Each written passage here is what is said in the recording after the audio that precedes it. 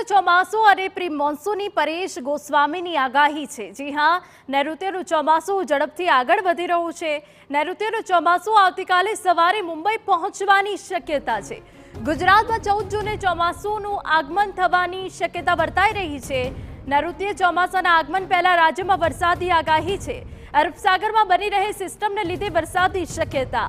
આગામી 1-2 દિવસમાં રાજ્યમાં અનેક વિસ્તારોમાં છૂટાછવાયા વરસાદની આગાહી વ્યક્ત કરાઈ છે।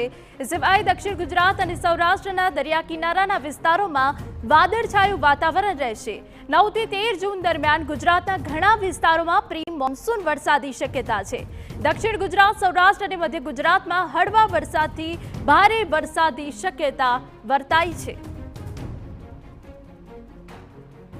9 જૂન 2024 રોજ વહેલી સવારે નૈઋત્યનું ચોમાસું છે તે મુંબઈ સુધી પહોંચી જાય તેવી પણ શક્યતાઓ છે।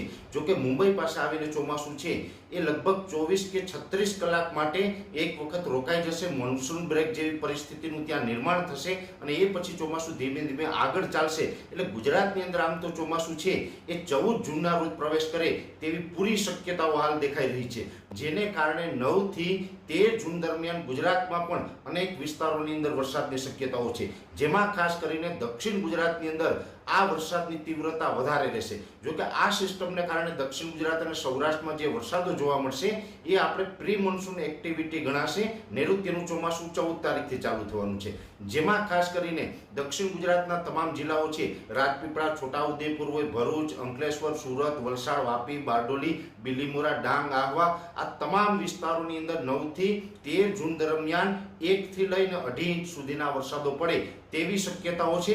સૌરાષ્ટ્રની વાત કરવા જઈએ તો સૌરાષ્ટ્રમાં બોટાદ, ભાવનગર, અમરેલી, ગીર સોમનાથ, જૂનાગઢ ને રાજકોટના અમુક પાર્ટ છે એની અંદર પણ 9 થી 13 જૂન દરમિયાન છૂટાછવાયા મધ્યમથી હળવા વરસાદો જોવા મળશે। મધ્ય ગુજરાતની અંદર પણ છૂટાછવાયા ઝાપટાઓ જોવા મળે તેવી શક્યતાઓ છે।